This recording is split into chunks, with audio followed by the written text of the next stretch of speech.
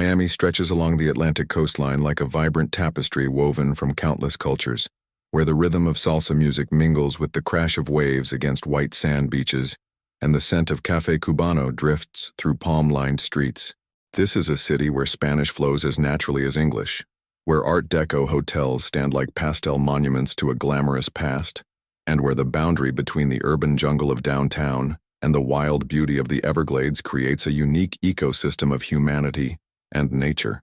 But even Miami, with all its magic and multicultural energy, had never experienced anything quite like what happened on the sun-drenched afternoon of March 15, 2019, when 7-year-old Diego Alejandro Morales vanished without a trace from South Beach while building sandcastles with his grandmother. 5 years later, the discovery of his beloved toy submarine in a fishing net 20 miles offshore would unravel a mystery so extraordinary that it would challenge our understanding of the ocean's depths and reveal that the waters surrounding Miami harbor secrets more profound than anyone had ever imagined. Diego Morales was the kind of child who seemed to embody the spirit of Miami itself, a bilingual 7-year-old with sun-bleached brown hair and eyes the color of the Caribbean Sea who moved between his Cuban grandmother's traditional world and his parents' modern American life with the natural grace of a child born between cultures. The youngest of 3 children born to Dr. Carlos Morales, a marine biologist at the University of Miami, and Isabella Santos Morales, a teacher at a bilingual elementary school in Coral Gables. Diego had inherited both his father's fascination with ocean life and his mother's gift for languages and storytelling. From the time he could walk, Diego had been drawn to the water with an intensity that both delighted and worried his family.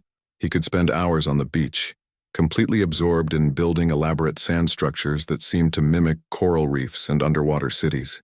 His favorite toy was a bright yellow toy submarine that his father had brought him from a research trip, and Diego rarely went anywhere without it. The submarine, which he had named Nautilus after reading a children's version of 20,000 Leagues Under the Sea, was his constant companion and the centerpiece of countless imaginary underwater adventures. Diego's connection to the ocean went beyond typical childhood fascination. His father often remarked that the boy seemed to have an intuitive understanding of marine life that exceeded what could be learned from books or aquarium visits. Diego could identify fish species that most adults had never heard of, predicted weather changes by observing wave patterns, and had an uncanny ability to find sea creatures in tide pools that others missed entirely. Local fishermen at the Matheson Hammock Marina had begun to treat him as something of a good luck charm, often asking 7-year-old Diego where they should try their lines. Isabella's mother, Abuela Carmen, was Diego's primary caregiver during the day while his parents worked. A traditional Cuban woman who had fled Castro's regime in 1962, Carmen Morales believed deeply in the spiritual connections between human beings and the natural world. She often told Diego stories of the Taíno Indians who had lived in South Florida before the Spanish arrived, speaking of their belief that the ocean was inhabited by protective spirits who watched over children and fishermen. Diego absorbed these stories with the same intensity he brought to his father's scientific explanations of marine ecosystems. On March 15, 2019, Carmen had taken Diego to South Beach for their weekly ritual of building sandcastles and collecting shells. It was a perfect Miami day, with temperatures in the low 80s, gentle offshore breezes, and the kind of crystal-clear water that made the city famous worldwide. Carmen had chosen a spot near Lifeguard Station 12, an area she knew well and considered safe for children. Diego immediately began construction of what he called his underwater city, using his toy submarine as the centerpiece of an elaborate sand sculpture that included tunnels, towers, and intricate canal systems. Carmen settled into her beach chair with her thermos of Café Cubano and the latest issue of Vanidades magazine, keeping one eye on Diego and occasionally calling out warnings in Spanish when he ventured too close to the water's edge. She later recalled that Diego seemed unusually focused that day, working on his sand city with an intensity that surpassed even his normal level of concentration. Several other beachgoers commented on the complexity and artistry of the boy's creation, with one amateur photographer asking permission to take pictures of what looked more like architectural models than typical childhood sand play. At approximately 3:30 p.m., Carmen looked up from her magazine to check on Diego and found him standing at the water's edge, apparently talking to someone in the waves. When she called out to ask who he was speaking with, Diego waved back at her and pointed toward the ocean, shouting something in Spanish about new friends and the underwater people. Carmen smiled and waved back, assuming he was engaged in one of his elaborate imaginative games involving sea creatures and underwater civilizations. What happened next would be seared into Carmen's memory forever. As she watched, Diego waded deeper into the surf, still clutching his yellow submarine and apparently continuing his conversation with invisible companions. The water was only knee-deep where he stood, well within the safe zone that Carmen and Diego had established for their beach visits. But suddenly a larger wave rolled in, and in the moment when the white foam obscured her view, Diego simply vanished.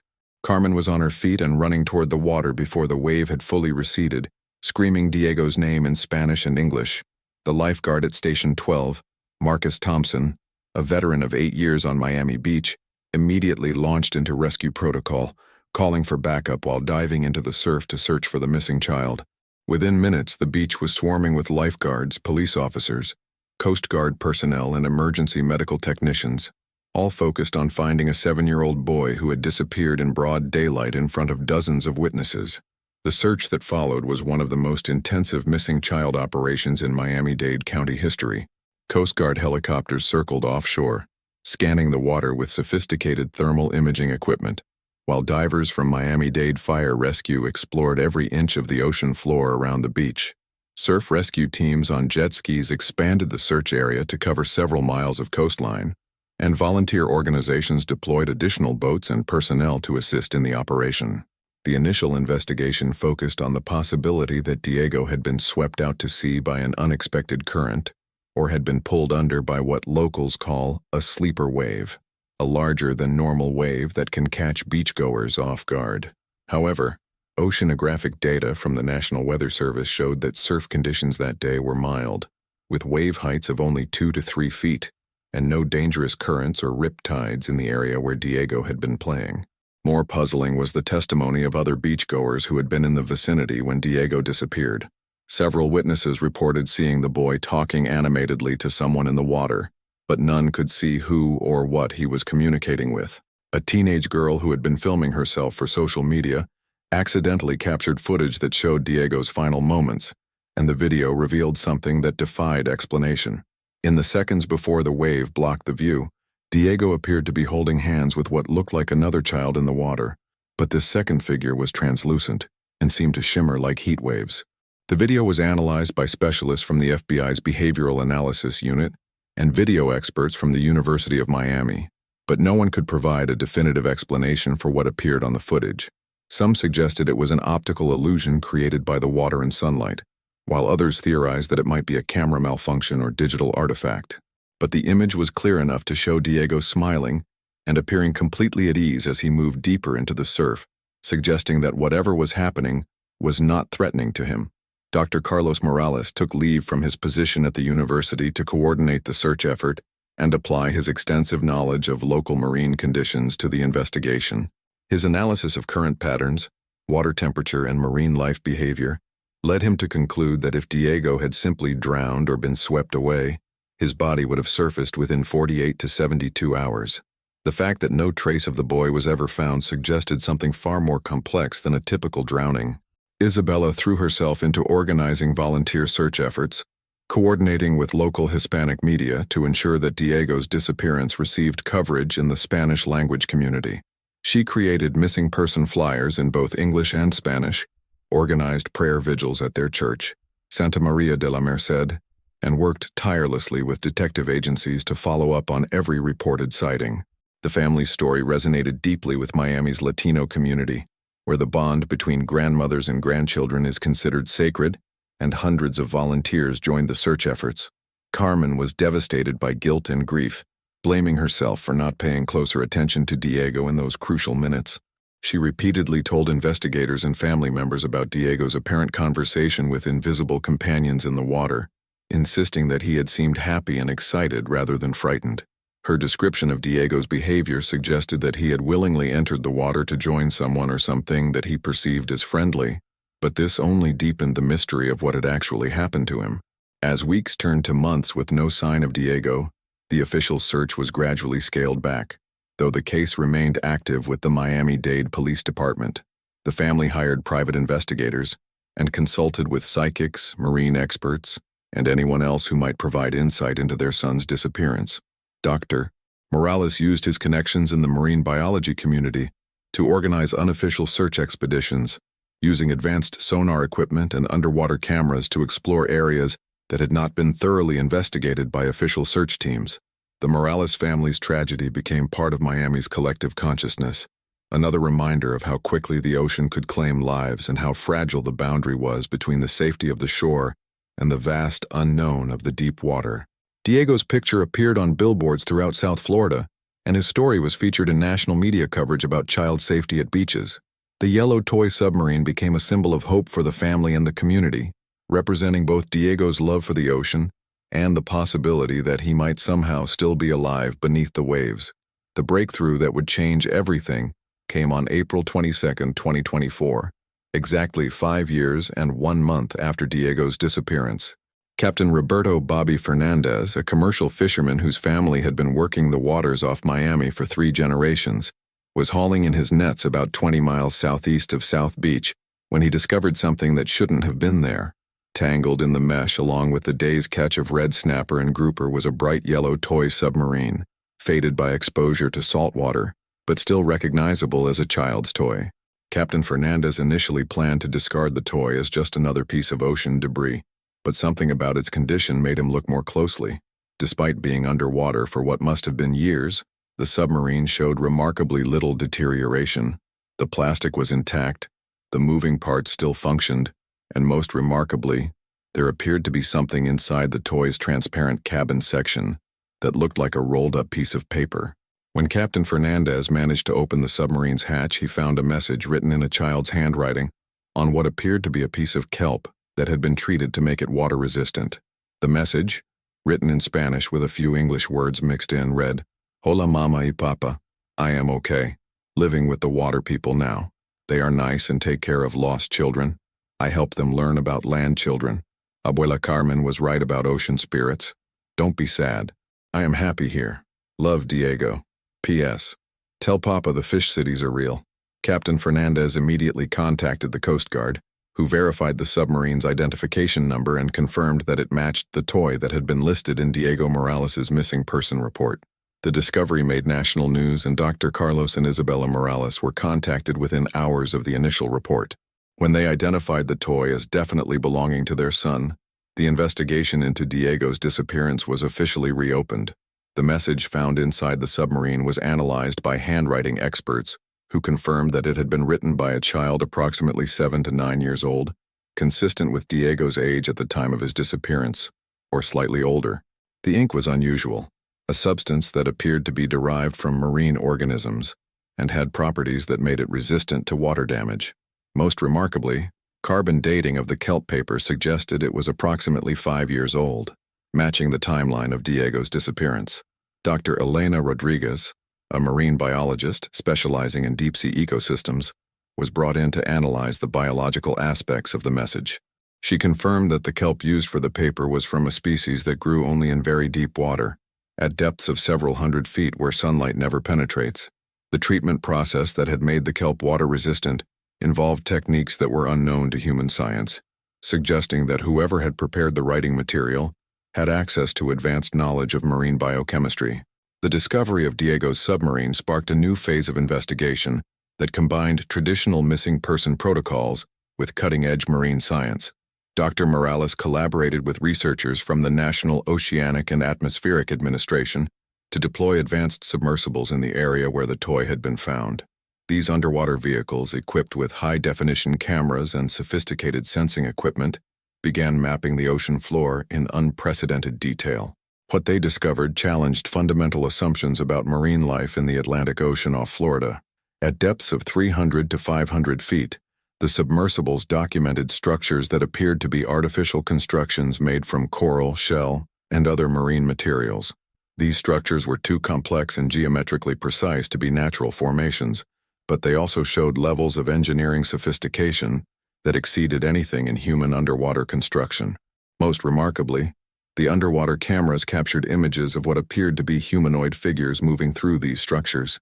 The beings were clearly adapted for underwater life, with gill-like structures and elongated limbs that allowed for efficient swimming, but their basic anatomy was recognizably humanoid. Analysis of the footage suggested that these creatures possessed advanced intelligence and had developed a complex underwater civilization that had remained hidden from human observation. Dr. Rodriguez theorized that these beings might represent an evolutionary branch of early humans who had adapted to underwater life millions of years ago, developing into a separate species that had maintained its intelligence while evolving the biological capabilities necessary for deep-sea survival. The structures they had built appeared to serve as cities or communities, complete with what looked like agriculture areas where sea plants were cultivated and gathering spaces where large numbers of the beings congregated. The most extraordinary discovery came when the submersibles detected what appeared to be human children living among these underwater beings. The footage was brief and partially obscured by marine vegetation, but it clearly showed children who appeared to be of surface human origin interacting peacefully with the aquatic humanoids. One of these children, glimpsed only briefly in the distance, had hair color and body proportions that were consistent with Diego Morales. The implications of these discoveries were staggering. The underwater civilization appeared to be actively rescuing children who were in danger of drowning, bringing them to their deep-sea communities where they could be cared for and protected. The children seemed to be thriving in their underwater environment, suggesting that the aquatic beings had developed technologies or biological adaptations that allowed surface humans to survive at great depths. Dr. Morales assembled a team of marine biologists, anthropologists, and underwater technology specialists to develop a plan for making contact with the underwater civilization. The challenge was enormous. Not only did they need to overcome the technical difficulties of deep-water communication, but they also had to consider the ethical implications of potentially disrupting a hidden society that had apparently existed for millennia. The first attempts at communication involved lowering waterproof containers containing messages and simple gifts to the areas where the underwater structures had been observed. The containers were designed to be easily opened and included materials that would clearly indicate their origin from surface humans. The messages, written in multiple languages including Spanish and English, attempted to explain that the surface dwellers knew about the underwater people and wanted to establish peaceful contact. The response came faster than anyone had expected. Within a week of the first communication attempt, Captain Fernandez discovered another modified toy in his fishing nets, this time a small boat that had been similarly treated to preserve a message inside. This message, written in the same child's handwriting as the first, was more detailed and provided specific information about the underwater community. According to Diego's second message, the underwater people called themselves the Aquatic Guardians and had been protecting drowning children for thousands of years. Children who were rescued were given the choice to return to the surface or to stay in the underwater cities, where they would be cared for and could help bridge the gap between the two civilizations. Diego explained that he had chosen to stay because he felt a deep connection to the ocean and wanted to help other rescued children adapt to their new environment. The message included descriptions of daily life in the underwater cities, which Diego described as beautiful and peaceful communities, where technology was based on biological processes rather than mechanical engineering. The Aquatic Guardians had developed ways to help surface humans breathe underwater, modified foods that provided proper nutrition in the deep-sea environment, and educational systems that taught rescued children about both surface and underwater cultures. Most importantly for his family, Diego assured them that he was healthy, happy, and continuing to learn and grow in his underwater home. He described having many friends among both the rescued children and the young Aquatic Guardians, and he spoke of important work he was doing to help the underwater civilization understand surface human culture and language. Dr. Morales' team continued their communication efforts, eventually establishing a regular exchange of messages with the underwater community through the network of local fishermen who had agreed to watch for modified toys in their nets. These communications revealed that the Aquatic Guardians were willing to maintain peaceful contact with surface humans, but were not interested in revealing themselves to the general public or allowing unrestricted access to their underwater cities. The underwater civilization was apparently aware of human environmental impact on the oceans and was concerned about potential exploitation or disruption of their society. However, they were willing to work with selected researchers to share knowledge about marine conservation and to continue their historical role as protectors of children who were lost at sea. Through these ongoing communications, the Morales family was able to maintain contact with Diego and even exchanged gifts and letters on a regular basis. Diego sent detailed drawings of his underwater life, stories about his adventures with the aquatic guardians, and continued reassurances about his well-being. The family sent photos, news about his siblings, and updates about their lives on the surface. The existence of the underwater civilization remained a closely guarded secret, known only to a small group of researchers and officials who understood the potential consequences of widespread public knowledge.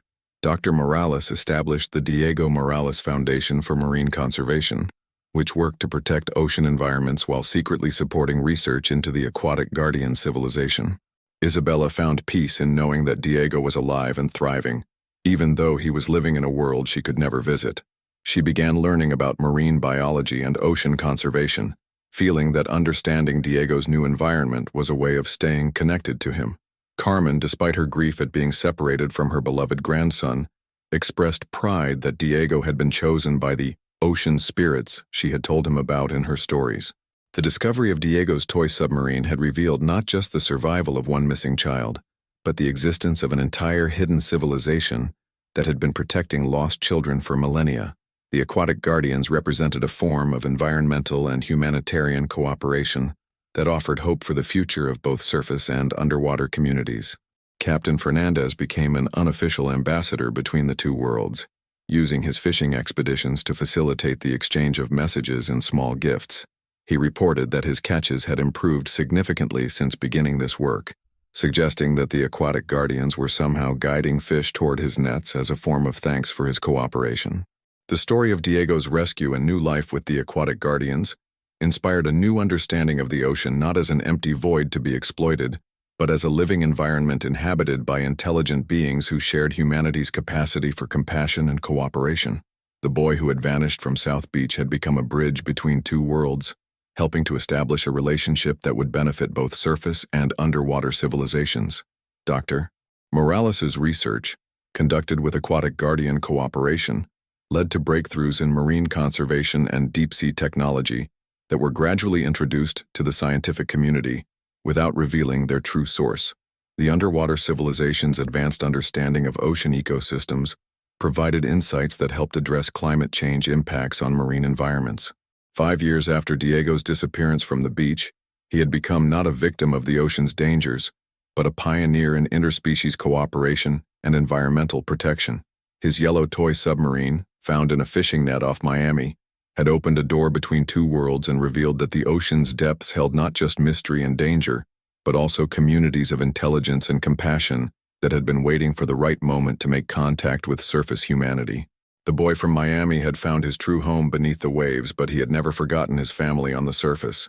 Through his continued communications and his role as a cultural ambassador, Diego Morales had transformed a personal tragedy into a story of hope, discovery, and the infinite possibilities that existed when different forms of life learned to understand and cooperate with each other.